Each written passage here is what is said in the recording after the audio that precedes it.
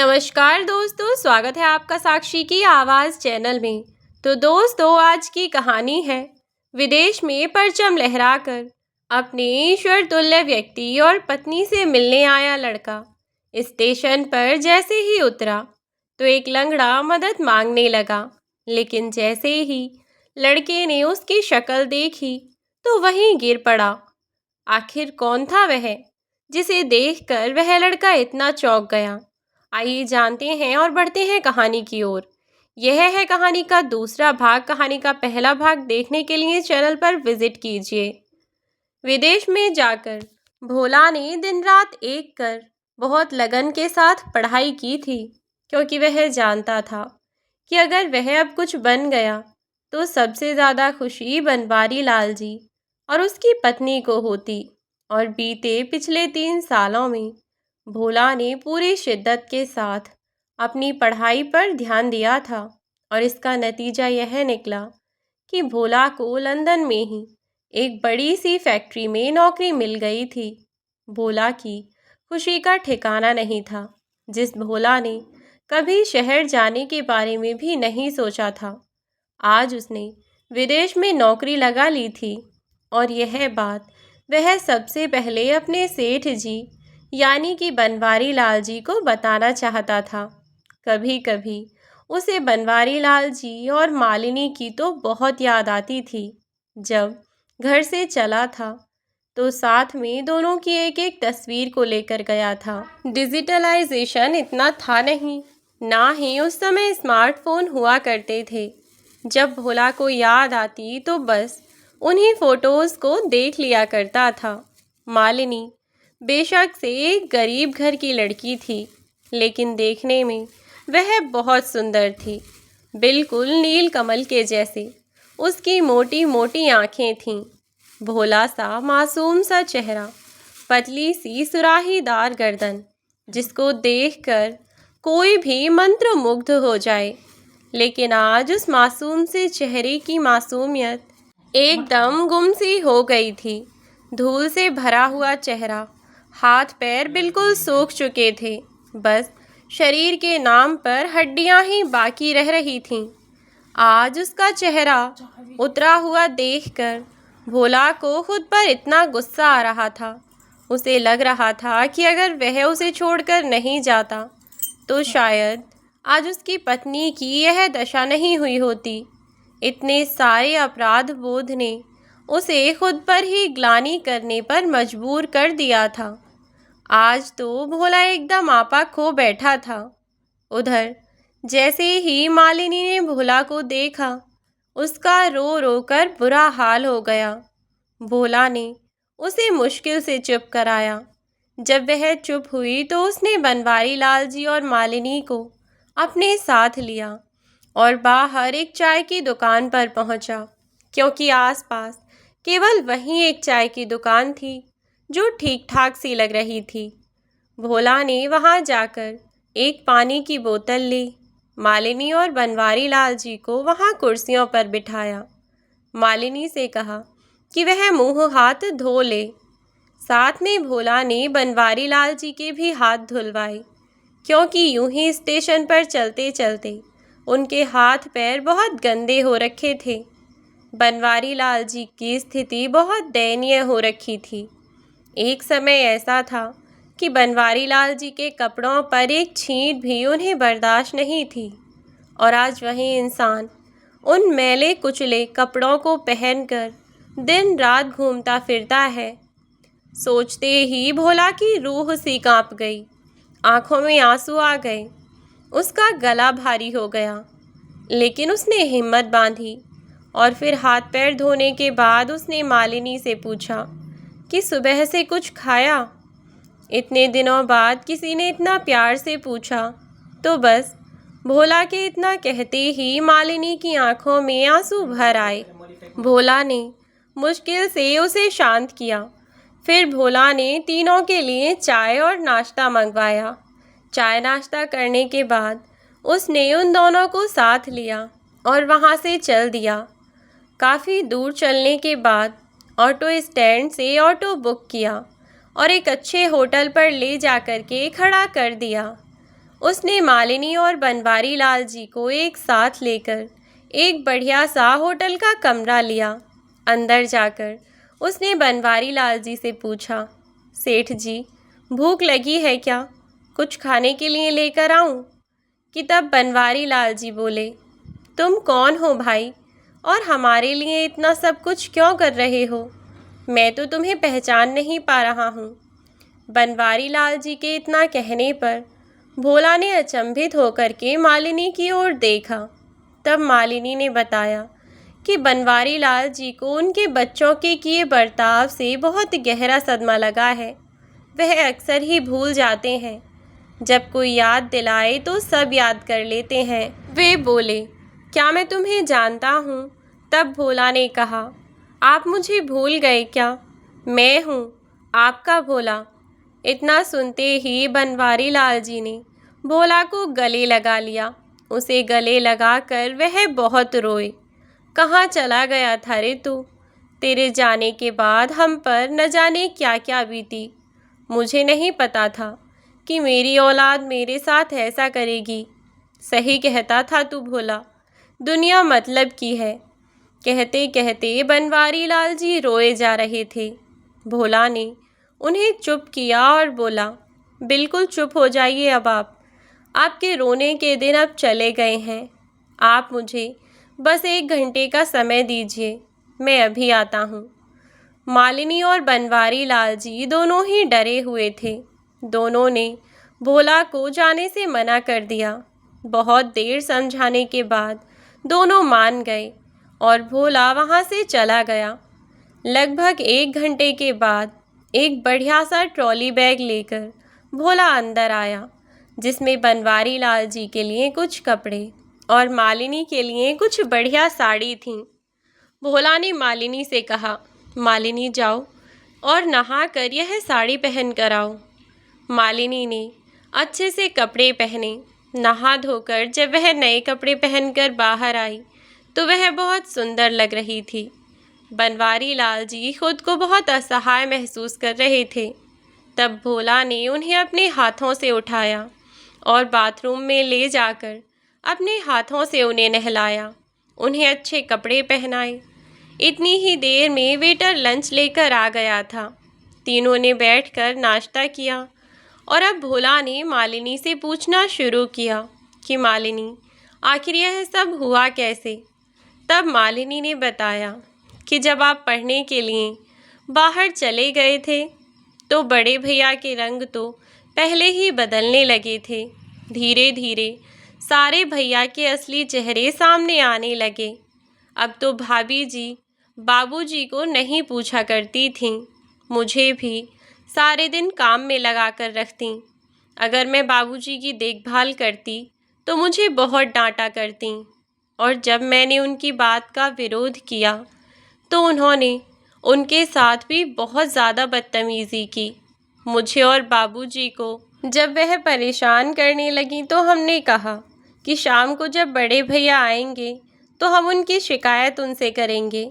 लेकिन जब शाम को भैया काम से आए तो हमने उनसे जाकर कहा तो उन्होंने खुद उल्टा पिताजी के साथ बदतमीज़ी की, और जब पिताजी थोड़ा तेज़ आवाज़ में चिल्लाए तो भैया ने पिताजी को चाटा मार दिया। यह सब मुझसे बर्दाश्त ना हुआ। मैं जैसे ही बीच बचाव करने गई तो भाभी ने मेरे बाल पकड़कर मुझे खींचना शुरू कर दिया। अब तो उस घर में रहना भी दूभर हो गया था। अब तो भाभियाँ मुझे रसोई की तरफ भटकने भी नहीं देती थीं। अगर कभी गलती से बाबूजी के लिए कुछ लेने के लिए चली जाती तो सारी मिलकर मुझे मारा करती थीं, और इसीलिए बाबूजी ने मुझे वहाँ जाने से बिल्कुल मना कर दिया था, चाहे वह उन्हें खाना दें या ना दें। इतनी बात बताते बताते मालिनी की आंखों में आंसू भर आ गए। तब भोला ने अपना हाथ उसके कंधे पर रखा और उससे बोला, डरो नहीं मालिनी, घबराओ नहीं, अब मैं आ गया हूँ ना, पूरी बात बताओ। फिर उन्होंने धीरे धीरे बाबूजी को खाना देना भी बंद कर दिया और अब बस एक कमरे के अंदर बंद करके छोड़ दिया था। न मुझे कहीं बाहर जाने देते, न बाबूजी को। पहले तो बाबूजी थोड़ा बहुत बाहर घूम भी लिया करते थे, लेकिन जब से पड़ोसियों ने उनसे पूछना शुरू किया कि बाबूजी इतने दुबले क्यों हो रहे हैं, क्या वह उनका खाने पीने का ध्यान नहीं रखते, तब से उन्होंने बाबूजी का बाहर घूमना फिरना भी बंद कर दिया, ताकि पड़ोस के लोग उन्हें ताने ना दें। बाबूजी कई दिन से भूखे थे। किसी भी भाभी ने बाबूजी को खाना खाने के लिए नहीं दिया था। जब भूख लगती है तो इंसान कुछ तो करता ही है ना। तो फिर बाबूजी ने भी एक दिन जब सब लोग सो चुके थे, तब रसोई में जाकर चुपके से खाना निकालकर खाने की कोशिश की, लेकिन हड़बड़ी में उनसे कांच के गिलास टूटकर गिर गए, जिसकी आवाज़ सुनकर बड़ी भाभी रसोई में आ पहुंची और उन्होंने जब बाबूजी को खाना खाते देखा तो उन्होंने पास ही में रखी चम्मच गरम करके बाबूजी के मुंह में डाल दी और बोली, इन्हें बहुत भूख लगी है ना, बहुत भूख लगी है तुझे, ले अब खा गरम चम्मच। गरम चम्मच मुंह में जाने की वजह से बाबूजी की जीभ जल गई। मुंह बंद होने की वजह से वह चिल्ला भी न पाए। जब मैंने ये देखा तो मैं भागी, लेकिन सबने मुझे पकड़ लिया और उस दिन मैंने सोच लिया था कि अब मैं इस नर्क में बाबूजी को और नहीं रहने दूंगी। बहुत दिनों से मैं कुछ प्लानिंग बना रही थी, पर एक दिन मुझे मौका मिला कि मैं बाबूजी को वहाँ से ले भागी। लेकिन वहाँ से निकलते हुए सबसे छोटी भाभी ने हमें देख लिया और उन्होंने शोर मचा दिया। जल्दी जल्दी भागने के चक्कर में बाबूजी पीछे की ओर देख रहे थे और देखकर भाग रहे थे कि एक गाड़ी से उनका एक्सीडेंट हो गया और वह खाई में जा गिरे। मुश्किल से लोगों की मदद से मैंने उन्हें निकाला, अस्पताल लेकर गई, लेकिन बाबूजी को जो टक्कर लगी थी उससे उनके घुटनों में चोट आई थी। मेरे पास पैसे भी नहीं थे कि मैं बाबूजी का इलाज करवा पाती। सरकारी अस्पताल में यूं ही पड़े रहने के कारण बाबूजी के घुटनों में सेप्टिक भरने लगी थी और इसीलिए उनकी जान बचाने के लिए डॉक्टर ने उनके पैर काट दिए। इतना कहते ही मालिनी चीख चीख कर रो पड़ी। साथ में बनवारी लाल जी भी रोने लगे। उनकी आंखों से आंसू बहने लगे। इधर भोला को अपने कानों पर यकीन नहीं हो रहा था कि वह क्या सुन रहा है। क्या सेठ जी की औलाद इतनी निर्मम, निर्लज्ज और निकम्मी निकली? क्या सबका रिश्ता सिर्फ तभी तक था जब तक पैसे थे? भोला का यह सब बातें सुनकर एकदम खून खौल उठा। उसका मन हो रहा था कि जाकर अभी न जाने उन लोगों के साथ क्या कर दे, लेकिन अगर वो ऐसा करता तो बहुत दिक्कत हो जाती। और फिर अब भोला के अलावा उसकी पत्नी और बनवारी लाल जी का कोई और था भी तो नहीं। जब वे लोग अपने पिता के साथ ऐसा कर सकते हैं तो भोला के साथ क्यों नहीं? इसीलिए भोला ने जोश से नहीं बल्कि होश से काम लिया।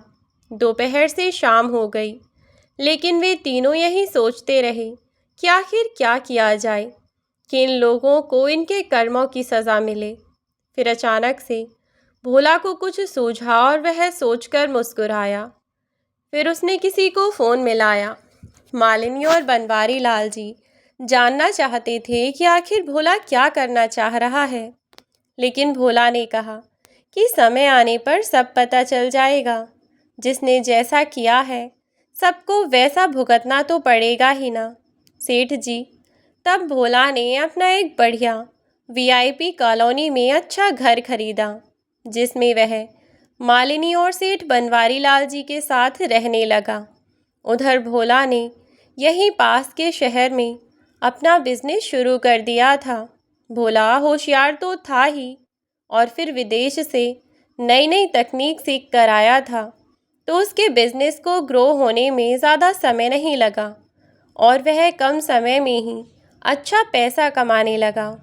मालिनी और बनवारी लाल जी असमंजस में थे कि भोला ने उन सब लोगों को ऐसे ही इतनी आसानी से जाने क्यों दिया। बनवारी लाल जी के तो सिर्फ मन में चल रहा था, लेकिन एक दिन मालिनी उससे पूछ बैठी कि आपको बिल्कुल भी शर्म नहीं है क्या? जिस इंसान की वजह से आप इतना कुछ कर पाए हैं, आपने उसके गुनहगारों को ऐसे ही कैसे जाने दिया? तब हंसता हुआ भोला बोला, अरे बाबा, किसने कहा कि उन लोगों को मैंने जाने दिया है? जाने नहीं दिया तो और क्या कर रहे हैं आप? हमें तो कुछ दिखाई नहीं दे रहा कि आपने कौन सा तीर मारा है। गुस्से में चिल्लाती हुई मालिनी बोली। तब भोला बोला, अरे मालिनी, शांत हो जाओ, देखो मैंने क्या किया है। यह मैं तुम्हें कुछ दिन बाद बताऊंगा, थोड़ा सा और सब्र रखो। अब से 7वें दिन हमें बड़े फंक्शन में जाना है, बस तुम उसकी तैयारी करो और सेठ जी को भी अच्छे से तैयार करवा देना। फंक्शन? लेकिन कैसा फंक्शन? कौन सा फंक्शन? किस बात का फंक्शन? कुछ बताएंगे भी? तब भोला बोला, अरे मालिनी, तुम बहुत भोली हो। मैंने 4 नई कंपनियां खरीदी हैं और इस बात की खुशी में बढ़िया शानदार पार्टी रखी है मैंने। 2 दिन बाद भोला सेठ बनवारी लाल जी के लिए बढ़िया से कपड़े लाया। डॉक्टर से कंसल्ट करवाने के बाद उसने बनवारी लाल जी के नकली पैर लगवा दिए थे। अब उन्हें चलने फिरने में कोई दिक्कत नहीं होती थी। अब किसी और के ऊपर वे आश्रित भी नहीं थे। आज भोला की नई कंपनियों का उद्घाटन था, तो भोला ने सेठ बनवारी लाल जी से कहा, सेठ जी, आज आपको बिल्कुल हीरो जैसा बनकर चलना है। अरे भाई, सबको पता भी तो चलना चाहिए कि मैंने जिन ऊंचाइयों को इतने कम समय में छुआ है, उसके असली हकदार कौन है। तीनों लोग तैयार होकर पार्टी में पहुंच गए। जब वहां पार्टी में पहुंचे तो बनवारी लाल जी ने देखा कि जहां पर पार्टी होनी थी, वहां उस बड़े से होटल के गेट को खोलने के लिए जो दरबान है, उसकी शक्ल उनके बड़े बेटे से मिलती है।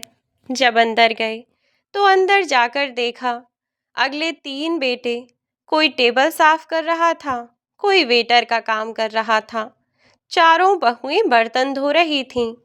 जब उन सब की नज़र बनवारी लाल जी पर पड़ी तो वह उन्हें देखकर भौचक्के हो गए। मालिनी को भी आंखें फाड़ कर देख रहे थे। उनकी आंखें चौड़ गईं। वह सिटपिटा गए और इधर उधर जाने लगे। भोला ने बनवारी लाल जी का हाथ पकड़ा और एक टेबल पर ले जाकर बैठा दिया और उनके छोटे बेटे, जो कि वहां पर टेबल पोंछने का काम कर रहा था, उसको आवाज़ देकर अपनी तरफ बुलाया और जानबूझकर जूस टेबल के साथ साथ बनवारी लाल जी के पैरों पर भी गिरा दिया और सब लोगों के सामने भोला ने उस टेबल के साथ साथ उनके पैर भी साफ करवाए। फिर झूठ मूठ ही चिल्लाता हुआ बोला, किसने रखा है इसको यहाँ? कौन है इस होटल का मालिक? यहाँ बुलाओ उसे। इतनी भी तमीज़ नहीं है कि बड़े बड़े लोगों से कैसे पेश आया जाता है। सब लोग चौंक गए। होटल का मालिक भी वहाँ आ गया। क्या हुआ सर? आप क्यों चिल्ला रहे हैं? चिल्ला रहे हैं? अरे हम अभी जब गाड़ी से उतरे थे तो बहुत सारी चीज़ें थी हमारे पास। अब मेरी अंगूठी, घड़ी, मेरा पर्स, यहाँ तक कि मेरा मोबाइल भी सब गायब है। कैसा स्टाफ रख रखा है तुम लोगों ने?